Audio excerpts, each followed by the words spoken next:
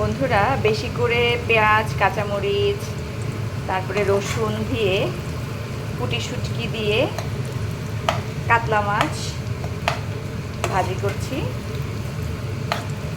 এভাবে শুটকি ভাজিটা কিন্তু অনেক মজা হয়। মাছটা আগে একটু ভেজে নেবেন, তারপর সব কাটা ছাড়িয়ে 2-3টা শুটকি দিবেন সাথে, দিয়ে এরকম করে একটু হলুদ, একটু মরিচ, অল্প একটু ধনে, 1 চিমটি পরিমাণ, মানে অল্প একটু জিরা, কাঁচামরিচ, লবণ দিয়ে এরকম ভেজে ভেজে ভুনা করবেন।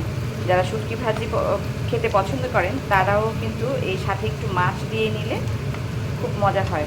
আবার অনেক সময় থাকে না যে আগের দিনের একটু মাছ টাছ থেকে যায়, ওগুলো সুন্দর করে বেছে কাটা বেছে শুটকি ভাজির মধ্যে দিয়ে দিলে কিন্তু অনেক মজা হয়।